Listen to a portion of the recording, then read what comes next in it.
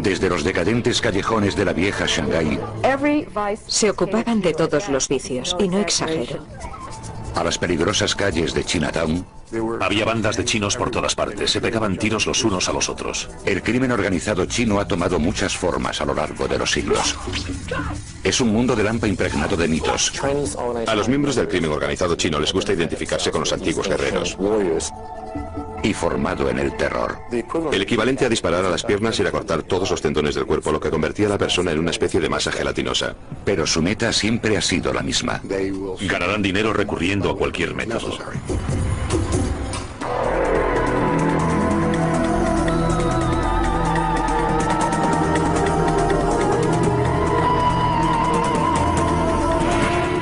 El crimen organizado. Episodio cuarto. La mafia china. 17 de diciembre de 1999. 12 hombres de la provincia china de Fujian se abren camino hacia una zona de carga y descarga próxima al puerto de Hong Kong. Los dirigen varios cabezas de serpiente, mercenarios criminales especializados en el contrabando de inmigrantes ilegales. Por un precio exorbitado, los cabezas de serpiente van a colar a los hombres en un barco que se dirige a los Estados Unidos, pero no como pasajeros, sino como carga. Amparándose en la oscuridad, los cabezas de serpiente meten a los hombres en lo que será su hogar durante las próximas 2 semanas. Un contenedor de carga de 3 por 12 metros. No creo que la gente que se mete en esos contenedores sea totalmente consciente de las circunstancias en las que van a viajar. Creo que están tan preocupados por llegar aquí que están dispuestos a correr cualquier tipo de riesgo. Después de unas horas, se termina de cargar y se cierran las puertas. El contenedor va cubierto por un toldo que permite que entre aire durante la travesía. Después podrán cortarlo, lo que permitirá salir a los hombres cuando lleguen a su destino, Seattle, Washington. Su única forma de contacto con el mundo exterior es un móvil, que deberán usar para contactar a su llegada con los cabezas de serpiente de Seattle. Sus únicas comodidades son unas pocas y vitales provisiones. Este contenedor en concreto tenía edredones, agua, alimentos, galletas de arroz y recipientes para eliminar excrementos. Al día siguiente, el contenedor, propiedad de una naviera con base en Tokio llamada NIK Limited, es introducido en la bodega de un barco llamado OOCL Faith. A los agentes de la compañía se les ha dicho que el contenedor lleva un cargamento de unidades de maquinaria textil. Sobre él se apilan 8 contenedores más. Atrapados en su interior, los hombres de la provincia de Fujian se preparan para un viaje de 14 días de duración y 6.000 millas, un descenso a los infiernos. Les daba mucho miedo morirse o pensar en lo que podría pasarles durante el viaje, pero ya se habían comprometido, no había vuelta atrás. El tráfico de carga humana es solo uno de los muchos negocios ilegales que han convertido a la mafia china en una fuerza a nivel mundial. La mejor forma de resumir el crimen organizado chino es decir que es un supermercado del delito. Están dispuestos a asesinar por dinero, secuestrar, extorsionar, prestar dinero, blanquearlo, cometer delitos de guante blanco, delitos informáticos, cualquier delito que les ayude a conseguir cualquier tipo de ganancia económica. Pero durante los últimos 20 años el negocio de introducir ilegales ha crecido más que otros. Cada año introducen en los Estados Unidos a miles de ilegales chinos, usando una amplia variedad de conductos facilitados por una red global de cabezas de serpiente. Es una empresa criminal muy amplia, ocurre en todas las fronteras terrestres, puertos y aeropuertos internacionales de los Estados Unidos. La gran mayoría de los que intentan colarse en los Estados Unidos, como los 12 hombres del OOCL Faith, proceden de la provincia costera de Fujian. Durante siglos los que emigran de Fujian se han lanzado al mar en busca de una vida mejor. Hoy miran hacia la montaña de oro, los Estados Unidos, donde un trabajador medio gana 10 veces más de lo que gana un fujianés medio. Incluso el salario más reducido de aquí puede ayudar a aldeas enteras de la provincia de Fujian. Hasta las peores condiciones de aquí son mejores que las mejores de allí. La recompensa de un viaje con final feliz puede ser enorme. Una nueva vida en América y dinero para enviar a la China. Pero los riesgos también son enormes.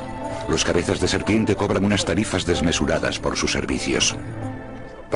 Piensen en el margen de beneficio que queda si introducen 20, 30 o 40 chinos en los Estados Unidos a aproximadamente $40.000 por persona. Lo normal es que una familia o una aldea, o bien alguien que ayude desde los Estados Unidos, reúna el dinero para pagar el primer plazo de lo que cuesta enviar a uno de sus hijos a los Estados Unidos. Sin embargo, antes de que el joven pueda empezar a enviar dinero a casa, primero ha de pagar el resto de su deuda con el cabeza de serpiente. Casi siempre el resultado es una especie de contrato de servidumbre. Muchas horas de trabajo en restaurantes o talleres ilegales para un inmigrante ilegal a merced de un sindicato del crimen. Junto con el contrabando de ilegales vienen la extorsión, el secuestro y graves delitos de violencia que incluyen la muerte. No se trata solo de meter a un ilegal en un barco y dejarlo en una playa. Es una actividad que lleva aparejados otros delitos. A pesar de los peligros, los hombres encerrados en el barco están dispuestos a someterse al terrible viaje a través del Pacífico. Sabían que ese era el riesgo que debían correr para conseguir lo que para ellos es lo más importante de su vida, llegar a los Estados Unidos. Pero tras 12 días en el mar, su plan empezó a fallar. El 29 de diciembre de 1999, la naviera NIK se enteró de que los contenedores que decían llevar unidades de maquinaria textil y que iban en un barco que había atracado cerca de Los Ángeles, en realidad llevaban ilegales chinos. La compañía se puso en contacto con el Departamento de Inmigración para informar de que había otros envíos similares. Había 3 contenedores más enviados por la misma compañía que habían declarado el mismo tipo de contenido. Uno de esos contenedores iba a bordo del OOCL Faith. 6:30 de la mañana del 2 de enero de 2000, el OOCL Faith atraca en Seattle. Los agentes de aduanas y del servicio de inmigración están esperando y preguntándose con qué se van a encontrar. Por fin, después de 2 horas, el contenedor es retirado del barco y depositado aparte. Utilizando máscaras para protegerse de las enfermedades de transmisión aérea, los agentes de aduanas fuerzan la cerradura con cuidado. Hay muchos factores desconocidos a tener en cuenta antes de abrir un contenedor. No sabremos si habrá gente necesitada de atención médica o si habrá gente armada. Cuando se abren las puertas, un olor a basura y a excrementos impregna el aire. Los traductores ordenan en mandarín a los hombres que salgan.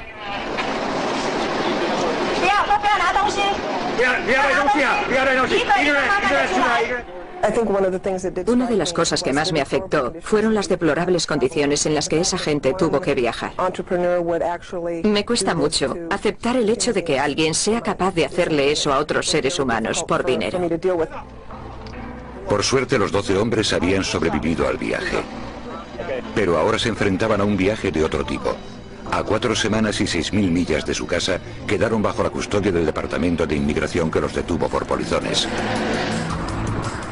Esa semana el OOCL Faith fue uno de los 4 barcos que llegaron a Seattle con carga humana en sus bodegas.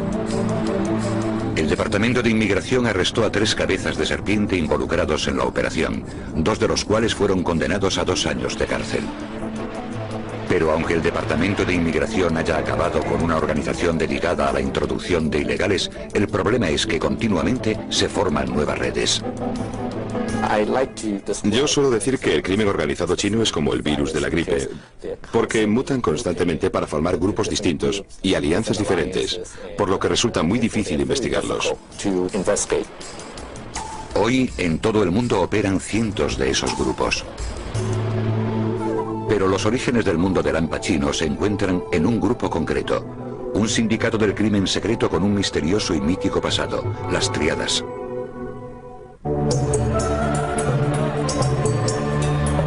Actualmente el mundo del hampa chino está formado por cientos de diferentes organizaciones criminales. Pero sus raíces se encuentran en un solo grupo, una antigua hermandad llamada la Asociación del Cielo y la Tierra, más conocida como las Tríadas. Los orígenes de la banda más conocida de la China son motivo de debate desde hace mucho tiempo. Según la leyenda conocida por muchos chinos, la historia comienza en 1671, en un monasterio Shaolin de la provincia de Fujian. Allí un grupo de monjes budistas lleva una vida de sencillez y aislamiento. Cuando no meditan, perfeccionan un tipo de arte marcial que llegaría a ser conocido como Kung Fu. Un día los monjes se enteran de que los ejércitos bárbaros se acercan a la capital, Pekín, y amenazan con derrocar el imperio Qing. Supone un cataclismo. Los ejércitos imperiales no son lo bastante fuertes como para resistir, por lo que un emperador desesperado pide ayuda a todo el mundo para rechazar la invasión.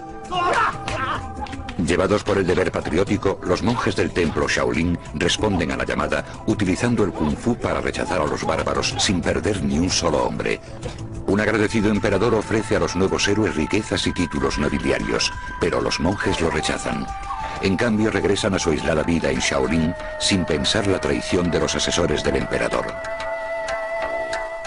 Los malvados altos cargos que rodeaban al emperador les sugirieron que si habían hecho aquello podrían hacer cualquier cosa, así que sería mejor librarse de ellos. El emperador, que era manchú y no chino, actúa con rapidez temiendo una rebelión interna. Envía un grupo especial a Fujian, armado con veneno y pólvora, y en un banquete de celebración, los invitados emborrachan a los monjes, y después prenden fuego al templo. Las llamas devoran el monasterio, matando a casi todos los monjes Shaolin. Los 5 únicos supervivientes caminan durante días para huir de las tropas del emperador.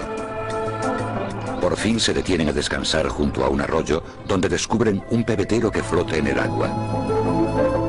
Lleva unos caracteres chinos que dicen: derrocad a los Qing, restaurad a los Ming. Aquellos monjes, al ver el pebetero, pensaron: el cielo nos ha enviado un mandato. Para los monjes el mandato está muy claro: deponer al emperador que los ha traicionado y restablecer la dinastía Ming para que la China vuelva a ser gobernada por los suyos. De este encargo patriótico surge una nueva hermandad que los 5 monjes se encargan de expandir por toda la China. Durante siglos, las distintas versiones de esta historia han dado forma a la mística de las tríadas. Sin embargo, los historiadores dicen que la leyenda de los monjes Shaolin es solo eso, una leyenda. De hecho, afirman que no hay nada noble en el nacimiento de las tríadas. A los miembros del crimen organizado chino les gusta identificarse con esos antiguos héroes y guerreros para darle un toque especial a sus actividades delictivas. Para mí no es más que puro cuento. Según los eruditos, la auténtica historia de las tríadas comienza en la provincia de Fujian durante el siglo XVIII. Era una época de agitación económica y los jóvenes que vivían al margen de la sociedad se vieron obligados a marcharse en busca de trabajo. Pero en Fujian los caminos eran peligrosos porque estaban llenos de bandidos y ladrones. En el siglo XIX, Fujian es el salvaje oeste de la China. Cualquiera estaba expuesto a que en cualquier momento lo insultasen, abusaran de él, le robasen, se aprovecharan de él, lo estafasen o incluso lo matasen. Como medida de protección, los jóvenes se juntaban para formar sociedades de ayuda mutua. Eran como familias adoptivas, hermandades unidas por sus juramentos de lealtad. Si estabas en el mercado y alguien intentaba engañarte, podías decir: si sigues engañándome, llamaré a mis hermanos y cuando acabe el mercado te machacarán en la cabeza. Pronto, las sociedades fundadas para defenderse comenzaron a delinquir también. Los hombres que entraban en esas sociedades, que las necesitaban, no eran angelitos, ocupaban el escalón más bajo de la sociedad. Se dice que aquí, en este templo, un grupo de monjes itinerantes formó una hermandad secreta en 1761. La llamaron la Asociación del Cielo y la Tierra, nombre inspirado en la imagen tradicional china del orden cósmico: el cielo encima, la tierra debajo y los seres humanos en el medio.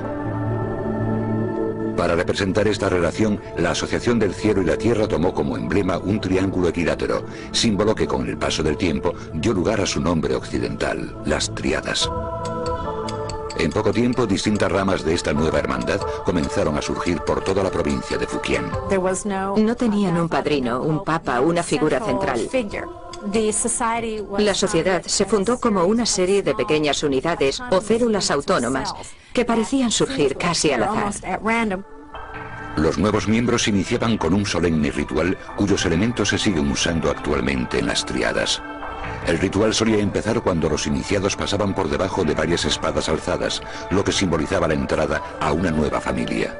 Después se sacrificaba un animal al que se desangraba y cuya sangre se mezclaba con vino y cenizas de incienso. Los iniciados se pinchaban un dedo añadiendo su propia sangre a la mezcla. Al final, tras jurar que nunca traicionarían los secretos de la hermandad, bebían. Durante décadas la Asociación del Cielo y la Tierra consiguió escapar al control del gobierno. Pero en 1787 el emperador descubrió su existencia.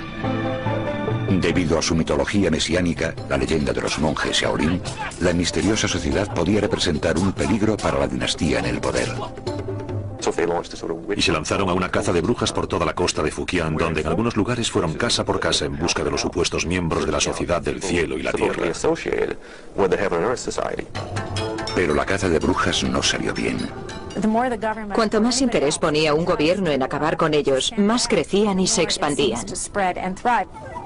Algunos miembros pasaron a la clandestinidad y se repartieron por toda la China, llevando con ellos los secretos de su criminal hermandad. Casi de repente, la fracasada persecución del gobierno convirtió a la Asociación del Cielo y la Tierra en la sociedad secreta más famosa y célebre de la China. Durante el siglo siguiente, las triadas se extenderían por todo el sudeste asiático y se establecerían en los barrios chinos de Norteamérica. Sus actividades ilícitas abarcaban cualquier campo: tráfico de drogas, prostitución, juego.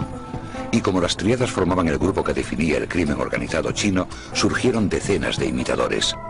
Con el tiempo, uno de ellos controlaría el oro blanco del tráfico de opio de la China y con él la ciudad más decadente del mundo, Shanghái.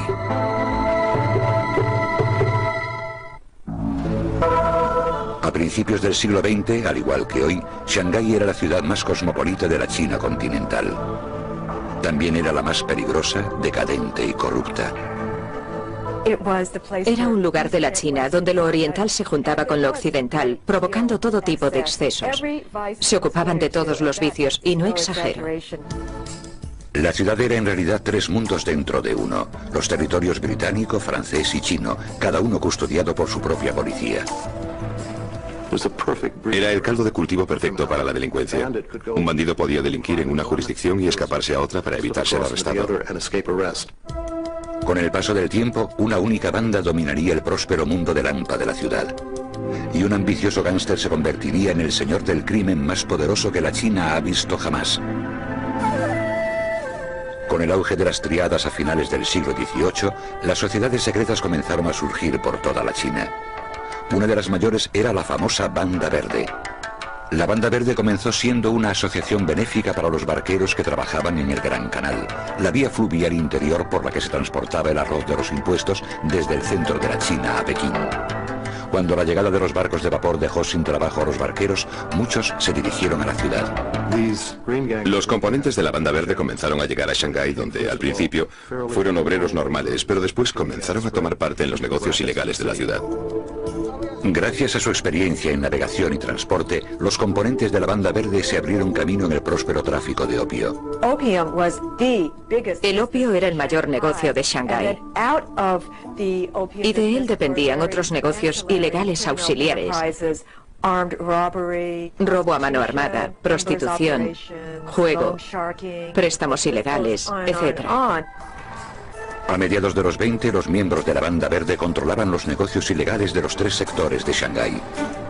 En una ciudad del tamaño del Chicago de Al Capone, la Banda Verde lo controlaba todo. La Banda Verde fue capaz en un periodo de tiempo asombrosamente corto de pasar de ser un grupo anticuado de hermanos del norte de la China a convertirse en la organización de criminales más poderosa del mundo. Y en medio de todo aquello estaba un gángster con más poder e influencias de las que Scarface podría haber imaginado: Du Yusheng. Du se crió huérfano y analfabeto en Pudong, una pobre aldea de campesinos al otro lado del río Huangpu, cerca de Shanghái. Llegó a la ciudad a los 14 años. De día el chico, conocido como Du el Orejotas, trabajaba en una tienda limpiando y pelando fruta. Por la noche se dejaba llevar por los vicios que ofrecía la ciudad, fumando opio y jugando. Era una persona inmoral y Shanghái era una ciudad inmoral. Alrededor de 1910, Du juró su entrada en la hermandad secreta del crimen de la Banda Verde. Poco después, el astuto y joven matón comenzó a trabajar para el poderoso jefe del sector francés de la ciudad, Wang Jinrong, o como le apodaban, Juan Picado de Viruela. Wang era uno de los gánsteres más temidos de Shanghái.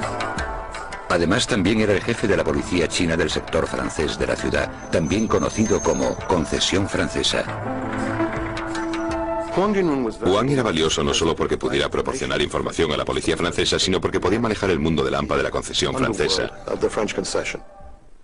En la concesión francesa, los gánsteres no compraban a la policía, eran la policía. Du Yusheng buscó los favores del jefe del crimen y llegó a convertirse en la mano derecha de Wang. Pero solo estaba esperando su momento. En Shanghái, la lealtad no te lleva a lo más alto. En 1924, cuando su mentor cometió un fatídico error, Du vio la oportunidad de entrar en acción. Todo comenzó una noche en la ópera. Wang Jinrong, el viejo padrino, era aficionado a la ópera. De hecho, era el propietario de un teatro de ópera que, en parte, había construido para agradar a una estrella de la ópera con la que estaba obsesionado. Iba 2 o 3 noches por semana a verla actuar. Esa noche, el hijo del jefe militar más importante de la región se encontraba entre el público.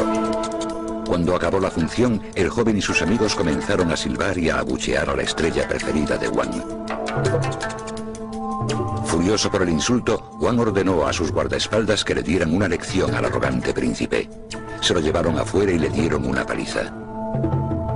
Pero por una vez, Wang había ido demasiado lejos. En esa época los jefes militares eran los personajes más poderosos de la China. Controlaban el país desde 1911, cuando los rebeldes nacionalistas derrocaron al último emperador Qing, pero fracasaron a la hora de crear un gobierno nacional unificado. 2 noches más tarde, cuando el jefe militar secuestró a Wang y lo encerró, el gángster no pudo hacer nada.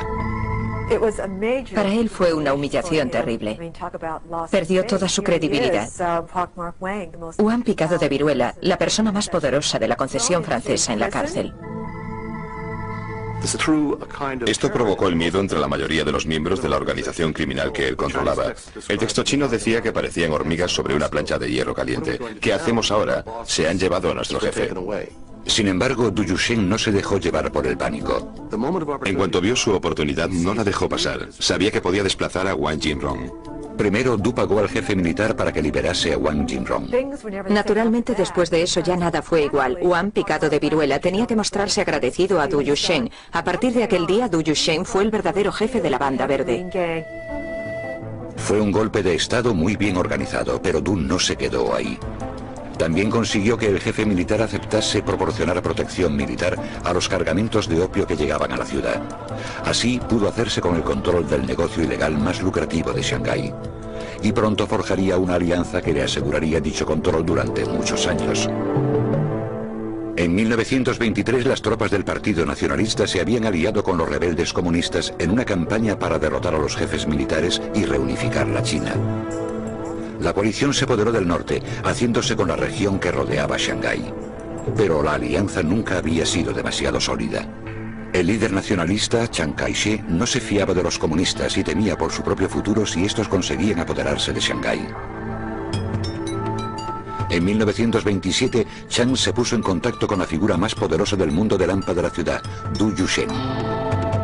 El general le pidió a Du que utilizara la fuerza de la Banda Verde contra los comunistas, que por entonces estaban organizando una huelga masiva en la sección china de Shanghái. Du aceptó velando por sus intereses. El futuro del monopolio del opio, que él más o menos tenía en Shanghái, se veía amenazado por la victoria comunista. El 12 de abril de 1927, a las 4 de la madrugada, en el centro de Shanghái, un penetrante silbido atraviesa el silencio del alba. A esa señal, miles de miembros de la Banda Verde acceden a la sección china de Shanghái, provocando un brutal ataque contra los huelguistas comunistas. Había comenzado la masacre conocida como el Terror Blanco. Los esbirros de Du sacaban a los hombres a la calle y los atravesaban con sus bayonetas o les disparaban.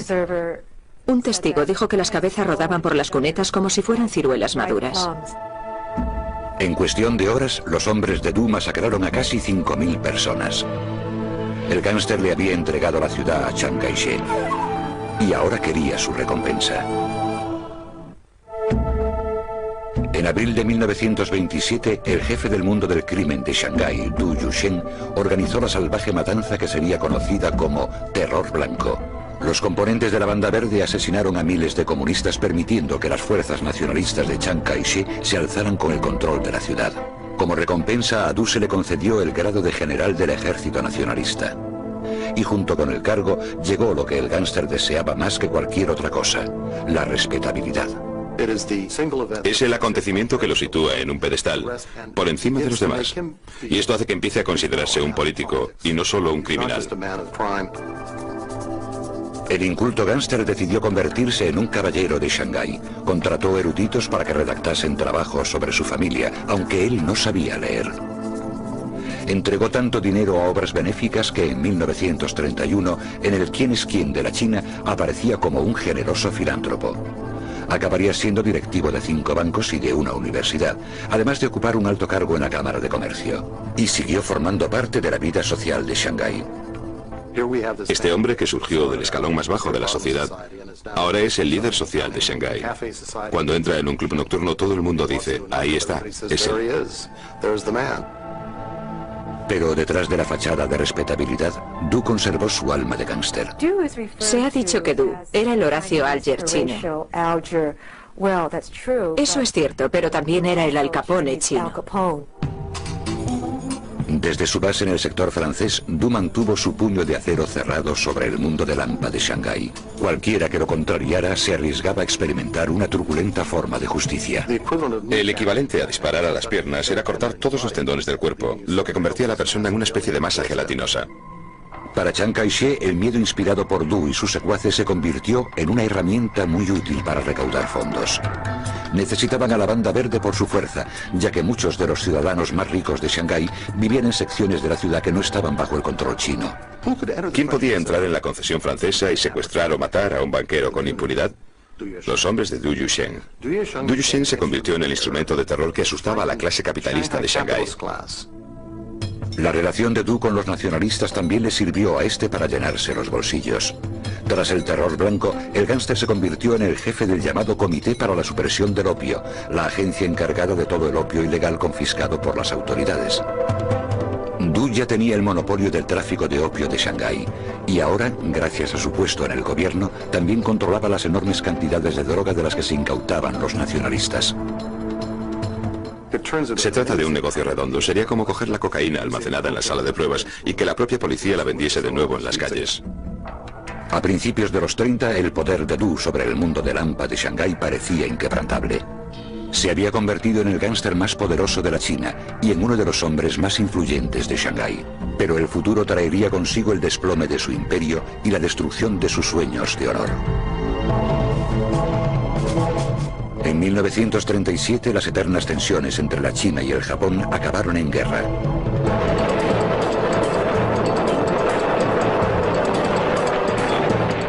El 14 de agosto, los japoneses atacaron Shanghái. Los refugiados de la sección china de la ciudad huyeron a las zonas internacionales con la esperanza de eludir la amenaza japonesa. Viendo cómo cercaban su ciudad, Du Yusheng movilizó el mundo del hampa. Los componentes de la banda verde lucharon en primera línea de fuego del ejército chino y formaron unidades de guerrilla para resistir la ocupación japonesa. Pero eso no bastó. Tras 3 meses de encarnizada lucha, Shanghái cayó.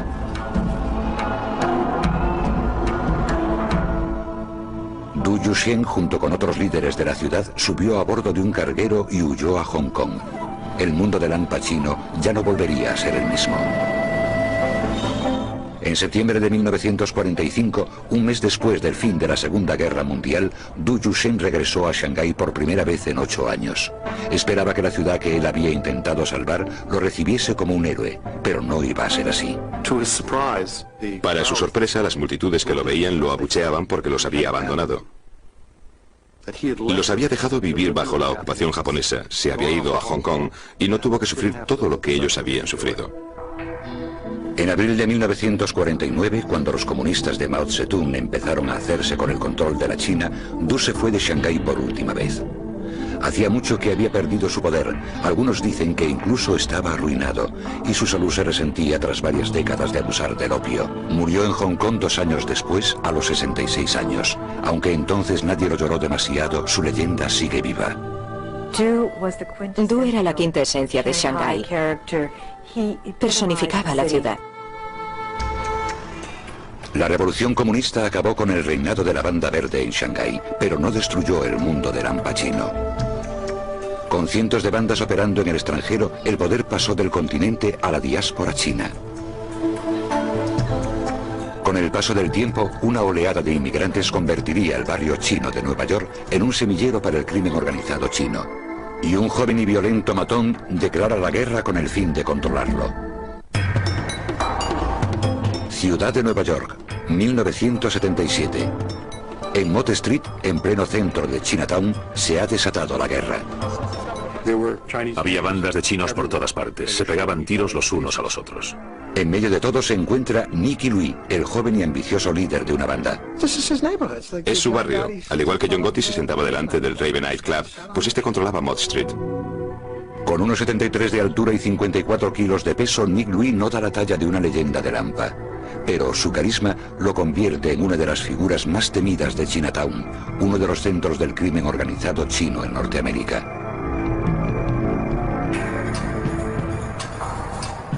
Jimpo y Louis llegó a Norteamérica cuando era un muchacho a finales de los 60. El que pronto sería conocido como Nicky formaba parte de una oleada de inmigrantes que empezó a llegar a lo que hasta entonces había sido un barrio tranquilo. Chinatown era una ciudad dentro de la ciudad de Nueva York. Se podía vivir en ella sin tener que hablar inglés y además se podía vivir muy bien. La población china presente en Norteamérica había permanecido estable desde 1882, cuando el Congreso aprobó la ley de exclusión china que prohibía más inmigración procedente de la China. Pero a principios de 1965, el Congreso invirtió dicha política, permitiendo que cada año entrasen en el país legalmente hasta 20.000 chinos. Casi de repente, Chinatown se vio tomada por los recién llegados de Hong Kong, Taiwán y la China continental. Muchos eran jóvenes, a menudo terriblemente pobres e incapaces de hablar inglés. No conseguían empleo, así que tuvieron que salir a la calle y buscarse la vida. Al poco tiempo empezaron a formar bandas callejeras, versiones americanizadas de las hermandades secretas de la China del 18, con nombres que sonaban a antiguo, como los dragones voladores o las águilas blancas. Era una oportunidad para ellos. Y eso creó una especie de vacío de poder. Si estabas dispuesto a hacer cosas como amenazar a la gente con armas, podías ganarte la vida. Y aparece Nicky Louis. Violento y astuto, enseguida se puso al mando de una banda llamada Los Fantasmas. Mirabas a la esquina de una calle y a lo mejor había unos 20 o 25 fantasmas, pero aún sin conocerlo podías decir cuál de ellos era Nicky Louis. Era el líder, acudían a él para todo. Sabían que no podían ser Nicky Louis, pero podían vestir como él, podían caminar como él, podían decir que te jodan como él. Era un compendio de cómo actuar. Bajo el liderazgo de Nick Louis, los fantasmas pasaron de realizar pequeños hurtos al robo a mano armada y la extorsión. Sus blancos solían ser los restaurantes que bordeaban las calles de Chinatown. Se acercaban al dueño de un restaurante y le decían: este joven acaba de llegar de Hong Kong, ¿puedes emplearlo en tu restaurante? Y le daban un empleo de 100 o 150 dólares a la semana. El tipo aparecía una o dos veces y ya no volvía nunca más, pero seguía cobrando. Eso es extorsión. Pero el ambicioso Nicky Louis tenía mejores planes. Quería hacerse con el control de todo Chinatown. Para ello tenía que forjar una alianza con una de las organizaciones que llevaba mucho tiempo dirigiendo los negocios ilegales de Chinatown, los Tongs. Los Tongs fueron los primeros que se establecieron en la década de 1860 como asociaciones benéficas para proteger de la discriminación a los trabajadores inmigrantes chinos. Se convirtieron en el centro de la vida de la comunidad en la mayoría de los barrios chinos, una combinación de banco, club social y ayuntamiento, pero no se limitaron a ser benéficos durante mucho tiempo. Algunos de los Tongs degeneraron en organizaciones criminales que dirigían prostíbulos, casas de juego, fumaderos de opio. En Nueva York, los elementos criminales del Tong Ong Leong habían controlado los negocios ilegales de Mott Street, la calle principal de Chinatown, desde el cambio de siglo. Pero a principios de los 70, la violencia entre bandas comenzaba a afectar a sus operaciones, sobre todo a sus lucrativas casas de juego. Para ponerle fin a esto, el Tong reclutó a una de las bandas, las Águilas Blancas, para hacerles de matones. Los fantasmas se quedaron fuera, obligados a operar en la periferia del barrio chino. Pero eso no detuvo a Nicky Louis. La noche del 3 de marzo de 1973, el grupo de Nicky vio a un miembro de las Águilas Blancas, Arthur Ha, solo, de pie en Mott Street. Clavándole un arma en las costillas, los fantasmas lo metieron en un coche y se lo llevaron a uno de los muelles de East River. Allí lo ataron, lo llevaron hasta el borde del agua y lo arrojaron a las rápidas aguas. Su cadáver se recuperó varias semanas después. El asesinato de Arthur Ha conmocionó el mundo de Lampa de Chinatown. Demostraba que los águilas eran vulnerables, en lo que, supuestamente, era su zona geográfica segura. Poco después, el Tom On León contrató a los fantasmas como fuerza bruta. El control de Nicky Louis sobre Mott Street ya era completo, pero el éxito lo convirtió en un blanco. Le dispararon tantas veces que se decía que cuando se giraba para esquivar las balas por la noche, se oía el ruido metálico que hacían al chocar. Su habilidad para sobrevivir se convirtió en parte de su misterio y su dureza empezó a formar parte de un mito. Una de esas anécdotas legendarias ocurrió entre Nicky y un policía de Nueva York mientras el gángster yacía en el suelo sangrando tras haber recibido un disparo en el pecho.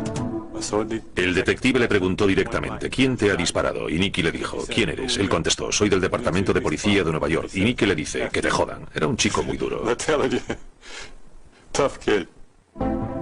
Pero Nicky Louis no debía cuidarse solo de las bandas rivales. Después de que los fantasmas se apoderasen de Chinatown, no estaban contentos dentro de su propio grupo, porque algunos ganaban más que otros, así que había problemas dentro del propio grupo. La noche del 28 de agosto de 1978, Nicky se dedicaba a uno de sus pasatiempos preferidos, jugar al mahjong en el sótano de una barbería de Mott Street. No tuvo tiempo para reaccionar cuando un fantasma llamado Robert Shue, alias Patata, sacó una pistola y le pegó un tiro en la cabeza. Milagrosamente la bala no penetró en el cráneo. Nicky pega un salto y se pone a correr por entre los sillones de la barbería. Y esto es lo que él me contó. Oye el clic que hizo la pistola, lo que significa que o está vacía o se ha encasquillado. Pasa corriendo al lado del tipo y huye. Corre hacia Canal Street, hacia Elizabeth Street. Entra en la comisaría y dice, me han disparado. Ella no sabía quién podía querer matarle, ¿no es cierto? 2 días después, Nicky Louis se despertó en el hospital rodeado de policías. Aceptó cooperar con las autoridades y testificar en contra del que iba a ser su asesino. Pero al hacerlo, tuvo que contar su propio historial delictivo, incluidos varios crímenes. Su testimonio se volvería contra él en 1985, cuando los fiscales lo utilizaron para acusar a Nicky Louis y a otros 24 fantasmas de participar en negocios ilegales. Se volvió contra él. Encerró al tipo que le había disparado, pero fueron sus propias palabras las que lo llevaron a declararse culpable a él también. En octubre de 1986, Nicky Louis fue condenado a 15 años de cárcel. Su caída y la desaparición de los fantasmas supuso el fin de una era en el mundo del Al Pacino. Ya no existe una definición clara de quién trabaja para quién y quién controla qué calles y qué negocios. Ahora es una especie de popurrí de asiáticos dispuestos a delinquir en una comunidad china. Desde que se fundó la Asociación del Cielo y la Tierra hace más de 2 siglos, el mundo del Al Pacino ha sobrevivido y prosperado, pero no ha perdido ni un ápice de su misterio.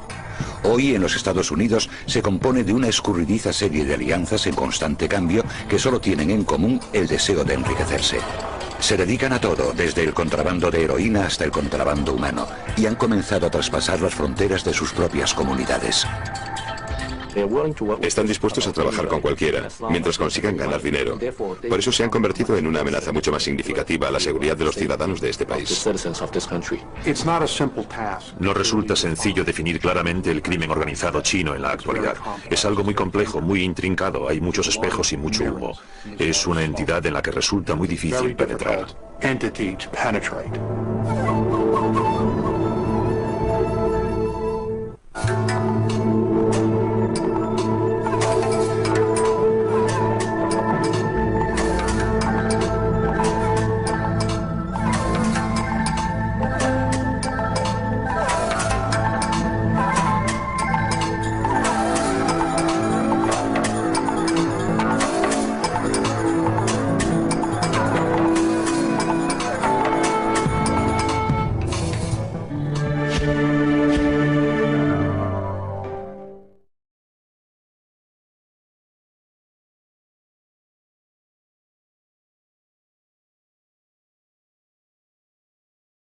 Media de la mañana del 2 de enero de 2000, el OOCL Faith atraca en Seattle.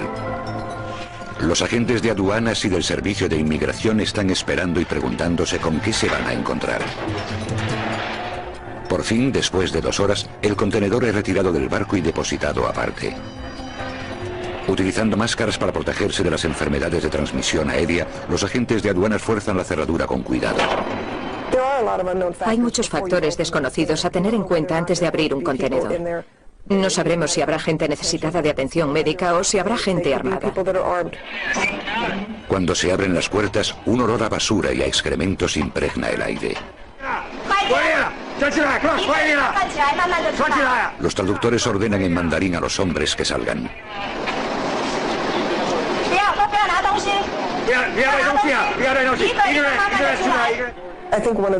Una de las cosas que más me afectó fueron las deplorables condiciones en las que esa gente tuvo que viajar. Me cuesta mucho aceptar el hecho de que alguien sea capaz de hacerle eso a otros seres humanos por dinero. Por suerte, los 12 hombres habían sobrevivido al viaje. Pero ahora se enfrentaban a un viaje de otro tipo. A 4 semanas y 6.000 millas de su casa, quedaron bajo la custodia del Departamento de Inmigración que los detuvo por polizones. Esa semana el OOCL Faith fue uno de los 4 barcos que llegaron a Seattle con carga humana en sus bodegas. El Departamento de Inmigración arrestó a 3 cabezas de serpiente involucrados en la operación, 2 de los cuales fueron condenados a 2 años de cárcel. Pero aunque el Departamento de Inmigración haya acabado con una organización dedicada a la introducción de ilegales, el problema es que continuamente se forman nuevas redes. Yo suelo decir que el crimen organizado chino es como el virus de la gripe, porque mutan constantemente para formar grupos distintos y alianzas diferentes, por lo que resulta muy difícil investigarlos. Hoy en todo el mundo operan cientos de esos grupos. Pero los orígenes del mundo del hampa chino se encuentran en un grupo concreto, un sindicato del crimen secreto con un misterioso y mítico pasado, las Tríadas.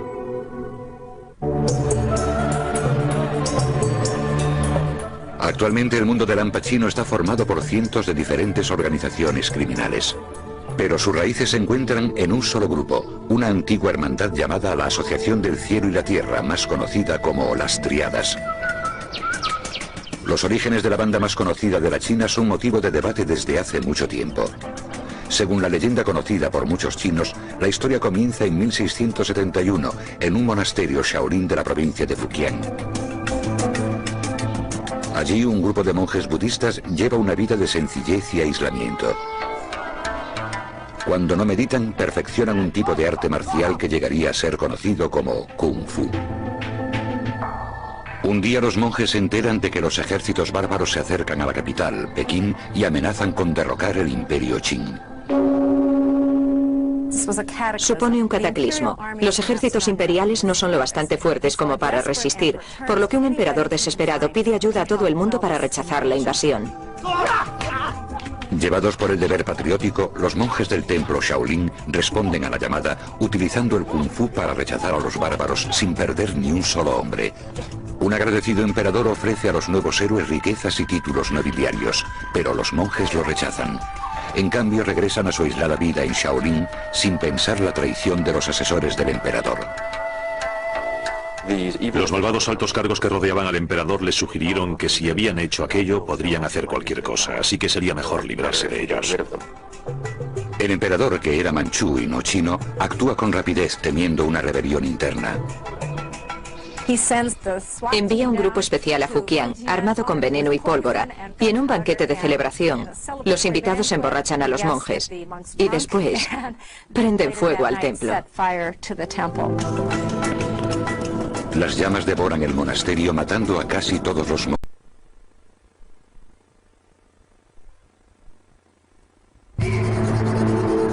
Desde los decadentes callejones de la vieja Shanghái, se ocupaban de todos los vicios, y no exagero, a las peligrosas calles de Chinatown, había bandas de chinos por todas partes, se pegaban tiros los unos a los otros. el crimen organizado chino ha tomado muchas formas a lo largo de los siglos. Es un mundo del hampa impregnado de mitos. A los miembros del crimen organizado chino les gusta identificarse con los antiguos guerreros.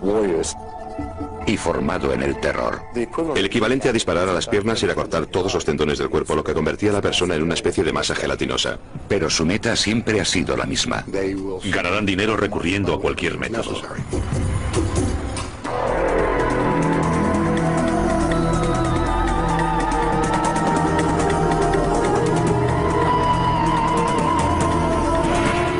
El crimen organizado.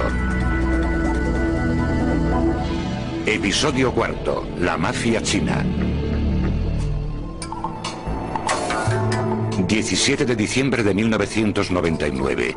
12 hombres de la provincia china de Fujian se abren camino hacia una zona de carga y descarga próxima al puerto de Hong Kong. Los dirigen varios cabezas de serpiente, mercenarios criminales especializados en el contrabando de inmigrantes ilegales. Por un precio exorbitado, los cabezas de serpiente van a colar a los hombres en un barco que se dirige a los Estados Unidos, pero no como pasajeros, sino como carga. Amparándose en la oscuridad, los cabezas de serpiente meten a los hombres en lo que será su hogar durante las próximas 2 semanas. Un contenedor de carga de 3 por 12 metros. No creo que la gente que se mete en esos contenedores sea totalmente consciente de las circunstancias en las que van a viajar. Creo que están tan preocupados por llegar aquí que están dispuestos a correr cualquier tipo de riesgo. Después de unas horas, se termina de cargar y se cierran las puertas. El contenedor va cubierto por un toldo que permite que entre aire durante la travesía. Después podrán, donde un trabajador medio gana 10 veces más de lo que gana un fujianés medio. Incluso el salario más reducido de aquí puede ayudar a aldeas enteras de la provincia de Fujian. Hasta las peores condiciones de aquí son mejores que las mejores de allí. La recompensa de un viaje con final feliz puede ser enorme. Una nueva vida en América y dinero para enviar a la China. Pero los riesgos también son enormes. Los cabezas de serpiente cobran unas tarifas desmesuradas por sus servicios. Piensen en el margen de beneficio que queda si introducen 20, 30 o 40 chinos en los Estados Unidos a aproximadamente $40.000 por persona. Lo normal es que una familia o una aldea, o bien alguien que ayude desde los Estados Unidos, reúna el dinero para pagar el primer plazo de lo que cuesta enviar a uno de sus hijos a los Estados Unidos. Sin embargo, antes de que el joven pueda empezar a enviar dinero a casa, primero ha de pagar el resto de su deuda con el cabeza de serpiente. Casi siempre el resultado es una especie de contrato de servidumbre. Muchas horas de trabajo en restaurantes o talleres ilegales para un inmigrante ilegal a merced de un sindicato del crimen. Junto con el contrabando de ilegales vienen la extorsión, el secuestro y graves delitos de violencia que incluyen la muerte. No se trata solo de meter a un ilegal en un barco y dejarlo en una playa. Es una actividad que lleva aparejados otros delitos. A pesar de los peligros, los hombres encerrados en el barco están dispuestos a someterse al terrible viaje a través del Pacífico. Sabían que ese era el riesgo que debían correr para conseguir lo que para ellos es lo más importante de su vida, llegar a los Estados Unidos. Pero tras 12 días en el mar, su plan empezó a fallar. El 29 de diciembre de 1999, la naviera NIK se enteró de que los contenedores que decían llevar unidades de maquinaria textil y que iban en un barco que había atracado cerca de Los Ángeles, en realidad llevaban ilegales chinos. La compañía se puso en contacto con el Departamento de Inmigración para informar de que había otros envíos similares. Había 3 contenedores más enviados por la misma compañía que habían declarado el mismo tipo de contenido. Uno de esos contenedores iba a bordo del OOCL Faith. 6 sin rotarlo, lo que permitirá salir a los hombres cuando lleguen a su destino, Seattle, Washington. Su única forma de contacto con el mundo exterior es un móvil, que deberán usar para contactar a su llegada con los cabezas de serpiente de Seattle. Sus únicas comodidades son unas pocas y vitales provisiones. Este contenedor en concreto tenía edredones, agua, alimentos, galletas de arroz y recipientes para eliminar excrementos. Al día siguiente, el contenedor, propiedad de una naviera con base en Tokio llamada NIK Limited, es introducido en la bodega de un barco llamado OOCL Faith. A los agentes de la compañía se les ha dicho que el contenedor lleva un cargamento de unidades de maquinaria textil. Sobre él se apilan 8 contenedores más. Atrapados en su interior, los hombres de la provincia de Fujian se preparan para un viaje de 14 días de duración y 6.000 millas, un descenso a los infiernos. Les daba mucho miedo morirse o pensar en lo que podría pasarles durante el viaje, pero ya se habían comprometido, no había vuelta atrás. El tráfico de carga humana es solo uno de los muchos negocios ilegales que han convertido a la mafia china en una fuerza a nivel mundial. La mejor forma de resumir el crimen organizado chino es decir que es un supermercado del delito. Están dispuestos a asesinar por dinero, secuestrar, extorsionar, prestar dinero, blanquearlo, cometer delitos de guante blanco, delitos informáticos, cualquier delito que les ayude a conseguir cualquier tipo de ganancia económica. Pero durante los últimos 20 años el negocio de introducir ilegales ha crecido más que otros. Cada año introducen en los Estados Unidos a miles de ilegales chinos, usando una amplia variedad de conductos facilitados por una red global de cabezas de serpiente. Es una empresa criminal muy amplia. Ocurre en todas las fronteras terrestres, puertos y aeropuertos internacionales de los Estados Unidos. La gran mayoría de los que intentan colarse en los Estados Unidos, como los 12 hombres del OCL-FED, proceden de la provincia costera de Fujian. Durante siglos los que emigran de Fujian se han lanzado al mar en busca de una vida mejor. Hoy miran hacia la montaña de oro, los Estados Unidos.